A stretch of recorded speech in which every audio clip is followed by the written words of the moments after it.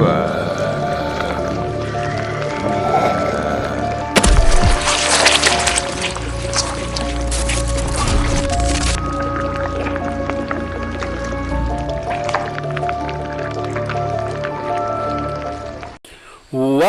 everybody to Horror Nights, where we talk about horror movies and open up figures.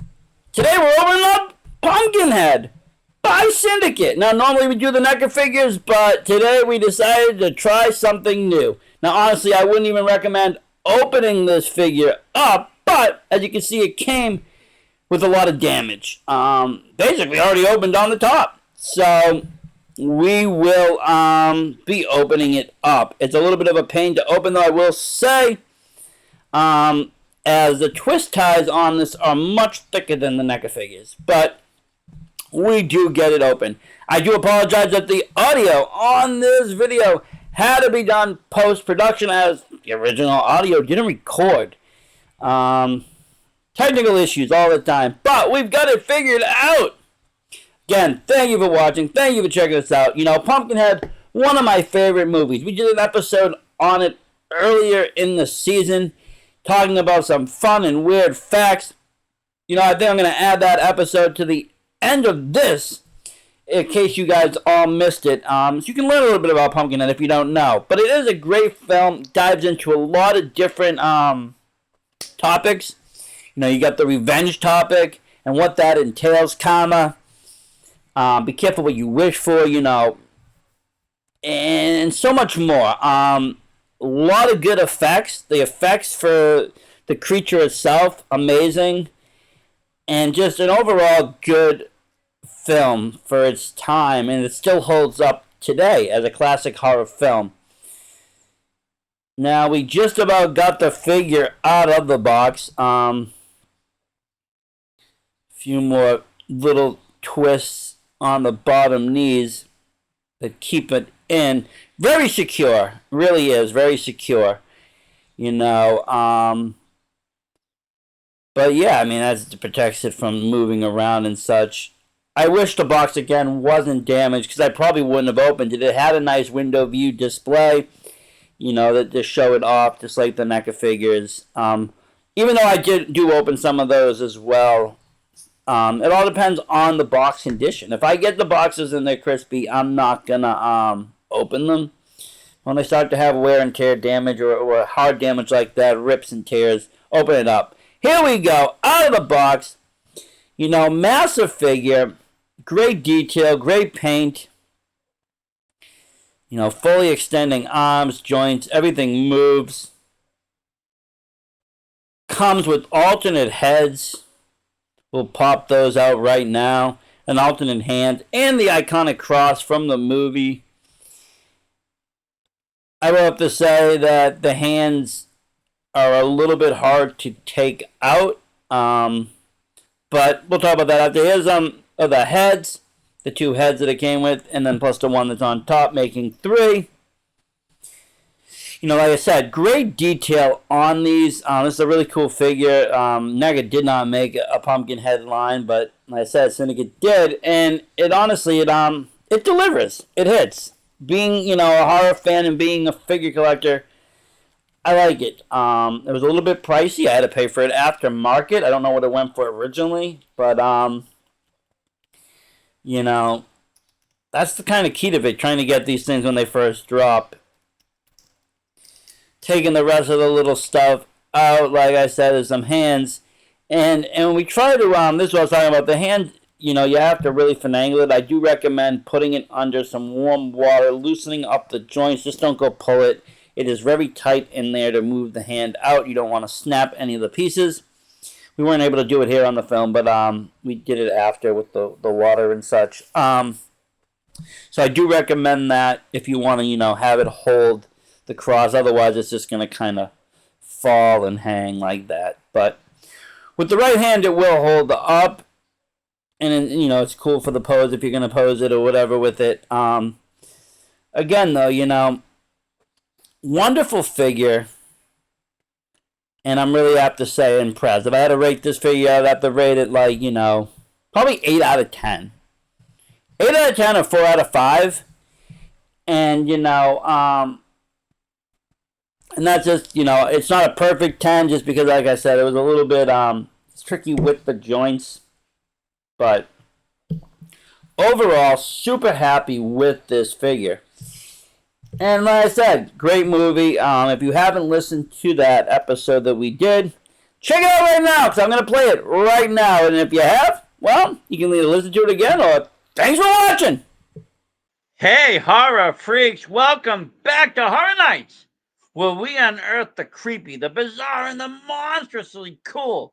Today we're summing up a creature feature from 1988 that's got claws, vengeance, and a whole lot of pumpkin spice. Minus the latte. Pumpkinhead, directed by special effects legend Stan Winston. This film is gory and an emotional ride that's pure late 80s gold. We'll break it down and dig up some fun and weird facts to make this deep dive a scream. So grab your lid, watch out for witches, and let's stalk into Pumpkinhead.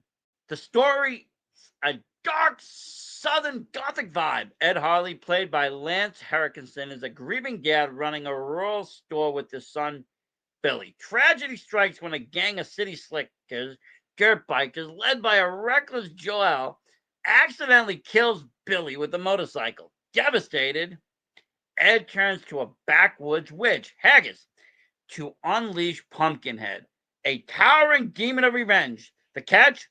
Once Pumpkinhead starts hunting, Ed's linked to its killing, feels every slash and scream. It's a bloody rampage with a heart until Ed has to face the monster he's made.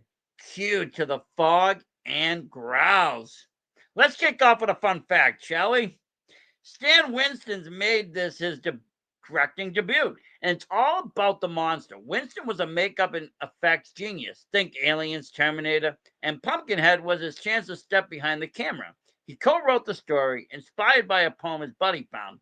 Pumpkinhead, Pumpkinhead, keep him in your bed, Winston told Fangoria in 88. He wanted a creature flick with sound and scares, and boy did he deliver. Weird fact number 2. Pumpkinhead's design came from a doodle.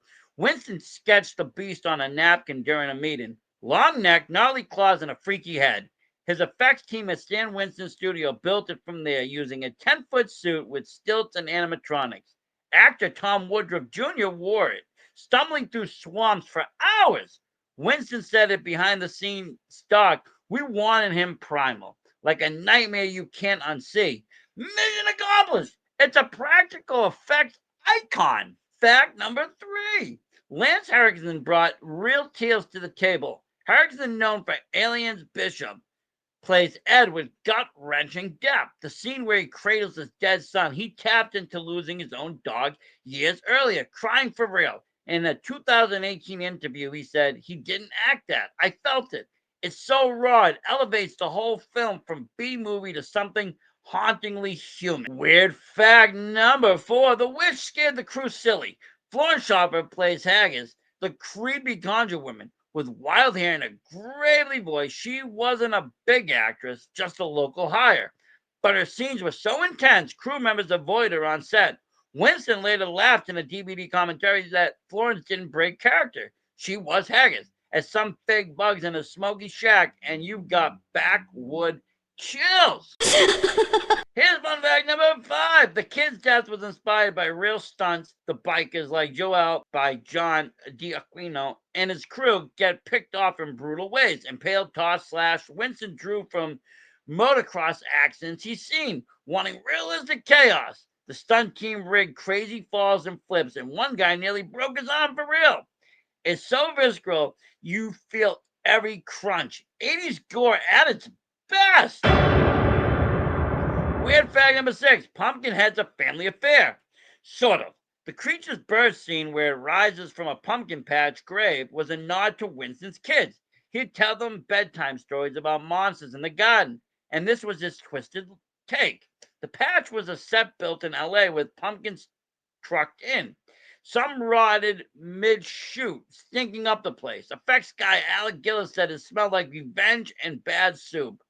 Gross, but perfect. Fun fact number 7. The score's a hidden gem. Composer Richard Stone, later an Emmy winner for Animaniacs, crafted a moody folk horror soundtrack with fiddles and synths. Winston wanted to feel like a southern ghost story, and Stone delivered. It's so good, fans hunted down the rare CD release.